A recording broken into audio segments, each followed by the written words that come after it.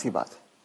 तो अब जो आदमी 75 का हो गया, उसने खुद अपनी लंबी उम्र की तैयारी ही नहीं करी, और जब उसने कोई तैयारी खुद नहीं करी है तो उसका परिवार या उसके समाज उनको कैसे तैयारी, वो कैसे तैयारी करेंगे? तो आपका ये कहने का मतलब है कि पहले तो शायद वो 60 साल तक जीता तो बहुत बड़ी बात थी, तो जब तक वो कमा रहा था वो जी रहा था, अब वो 80 साल तक जी रहा है। तो इसके जो परिणाम है वो भी इकोनॉमिक एंगल मुझे समझाइए।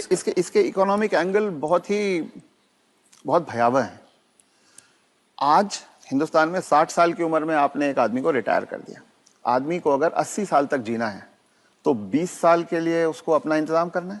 उसकी पत्नी 10 साल छोटी है तो 30 साल के लिए पत्नी के लिए इंतजाम करना है। औरतें आमतौर पे 5 से 7 साल ज्यादा जीती हैं, तो 35 साल के लिए उसे अपनी पत्नी के लिए फाइनेंशियल इंतजाम करना है और 20 साल के लिए खुद के लिए इंतजाम करना है।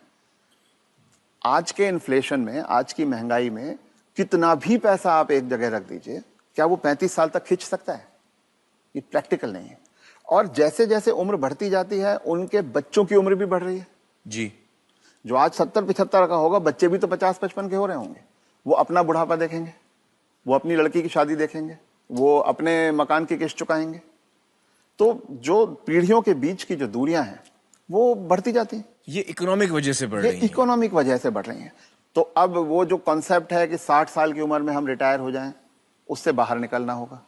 जब तक शरीर साथ देता है काम करते रहना है और 2 पैसे कमाते रहना है जी। कुछ करके किसी तरह से अपनी आर्थिक स्वतंत्रता को कायम रखना चाहिए, जितने ज्यादा से ज्यादा समय तक हम रख सकते हैं।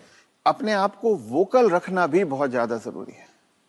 अगर मेरी परवाह मेरे परिवार वाले नहीं कर रहे हैं और अगर अड़ोसी पड़ोसी इस बात को जान जाएं तो कोई भी बुजुर्ग कभी भी किसी परेशानी का सामना नहीं करता, क्योंकि तो चुप ना रहें। चुप रथ ना साहब रहें। ये कह रहे हैं कि चुप ना रहें। अगर आपके बच्चे आपके साथ व्यवहार ठीक नहीं कर रहे हैं सबको बताएं। तो आप सबको बताएं जी।